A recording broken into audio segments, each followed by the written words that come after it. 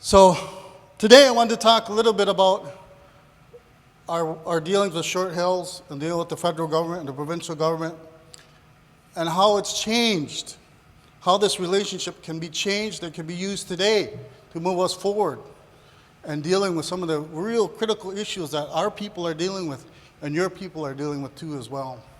And there's a lot of issues that by working together we can solve and move things forward. And one of the first things, it's quite obvious, is education. In terms of rights, in terms of recognizing different cultures, different beliefs. And that's one of the main reasons why when I was a young man, I was picked up and I was told, you're going to go to school. You have a way of talking to people that we don't see with these other people, these other kids. But you can. You're not afraid. So I was encouraged to stay in school and keep going to school. So that when I got done, they said, no, when you're done high school, we want you to go on further. We want you to go to university. And we want you to take that message to the white people, I guess. They said, take that message of peace, that our people aren't here to cause disruption. We're here to remind you that you belong to the earth, you belong to the land, and that these things are important for you as people to recognize that and not to move away from that, so that you will not harm other people. You will not harm the environment. And I think that's the big thing. That's the big message I wanted to give today.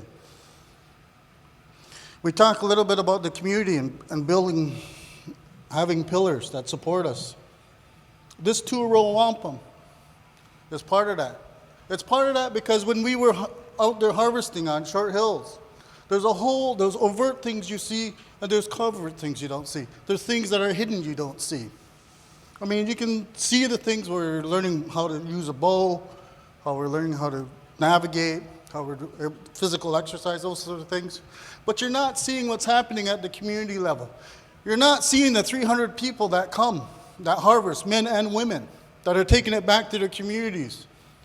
And they're using that meat. They're coming together as community people, as a communal people, and they're working together to harvest, skin, process, and all the things that are made with that hide, such as some of the sinew that's used here is from the deer, and even my holder right here is used from the deer.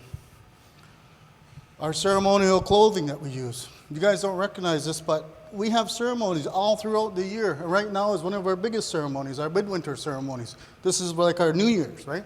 So it's happening now. And this is the time when we use that that meat. We're required as Haudenosaunee people to have like at least 30 per longhouse for the ceremonies. There's so many people that attend these things. You don't see it. And if you ever did come, you'd think you were in another world because it's all in a language. And there's certain things we have to do to put our ceremonies through. How does this support us? It holds our pillars up. It gives support to the women who are directing the men to be out there. Our men can't be up drinking all night and then expect to go at 4 o'clock in the morning and harvest. No, they got to be strong, right? They got to be strong in order to be physically out there all day, right till dark.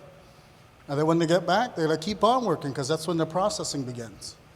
After they're done the processing, they have a little sleep, then they head back out again. That's how it's supposed to be done. And that's how it is done at Short Hills. So I want to thank Ontario, I thank the Canadians that you're recognizing that this is important to our people. It's one of our pillars that's holding us up and keeping us strong. And without these things in place, our people would become lost again, like they did in the early 1900s, when things were really bad.